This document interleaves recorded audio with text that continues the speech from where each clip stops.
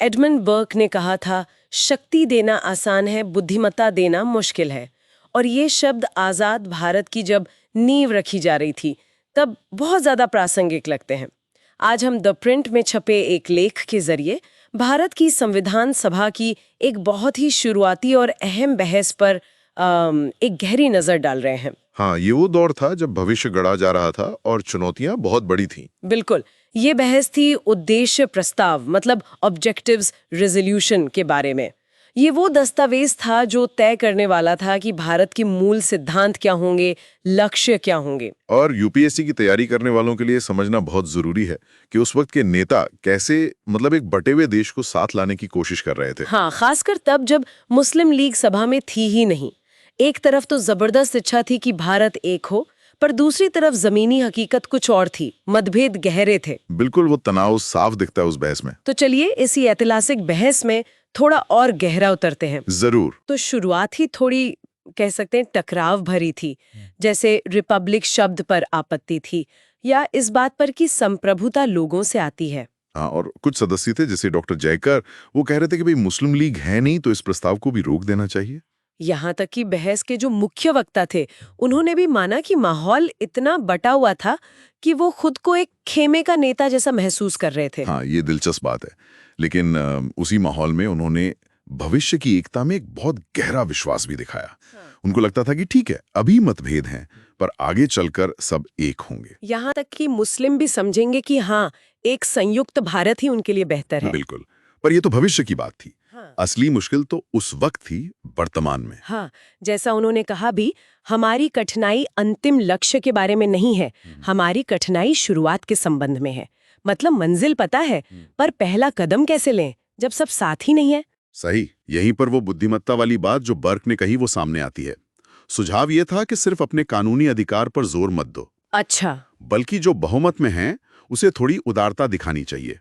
यहां तक कहा गया कि अपने विरोधियों के पूर्वाग्रहों के प्रति भी रियायत करें, ताकि वो अपनी मर्जी से साथ आएं। मतलब ये सिर्फ कानून का सवाल नहीं था, बल्कि एक तरह से सियासी समझदारी का, दूरदर्शिता का सवाल था।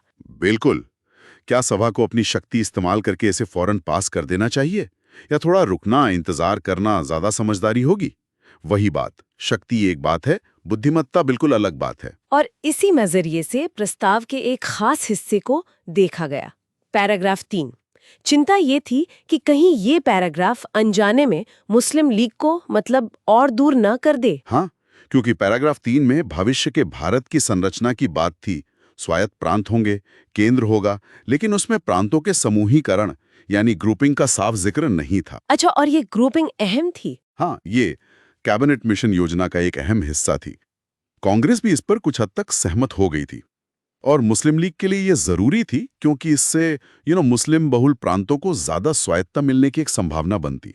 तो इसका जिक्र न होने से लीग को शक हो सकता था कि शायद उन्हें बाहर रखने की कोशिश है। बिल्कुल, ये उन्हें सभा से दूर रहने का एक बहाना दे सकता था। दिलचस्प बात यह है कि बहस करने वाले वक्ता ने खुद कहा कि उन्हें पर्सनली ग्रुपिंग पसंद नहीं, वो एक मजबूत केंद्र चाहते थे।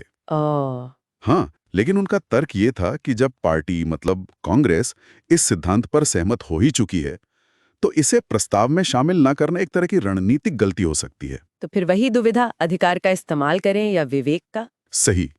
इसीलिए उन्होंने डॉक्टर जयकर के स्थगन प्रस्ताव का समर्थन किया, ताकि मुस्लिम लीग की प्रतिक्रिया जानने का, उन्हें शामिल करने का एक और मौका मिल सके।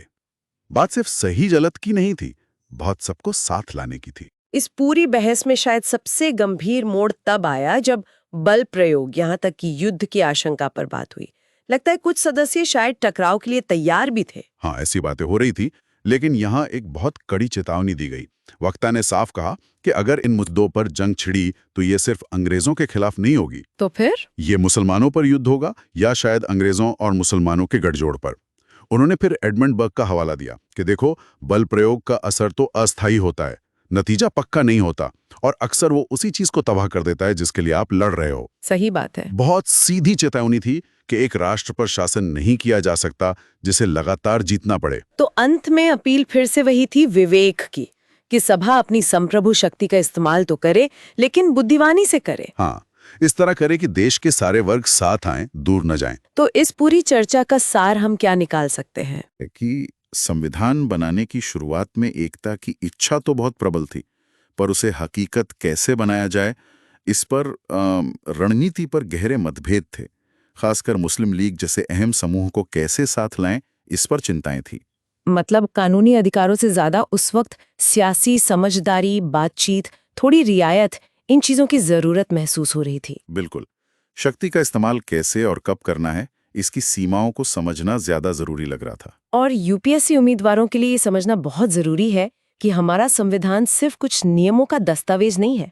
ये गहरी राजनीतिक बहसों, असहमतियों, समझौतों और हाँ, दूरदर्शिता का नतीजा है। हाँ, ये अंश दिखाते हैं कि राष्ट्रीय एकता को पाना कितना मुश्किल, कितना जटिल काम था। तो अगर हमारे श्रोताओं को ये चर्चा जानकारीपूर्ण लगी तो जरूर लाइक करें, सब्सक्राइब करें और अगर कोई सवाल या विचार हो तो नीचे टिप्पणी में जरूर बताएं। हाँ, हमें आपके विचारों का इंतजार रहेगा। और जाते जाते एक सवाल सोचने के लिए छोड़ जाते हैं।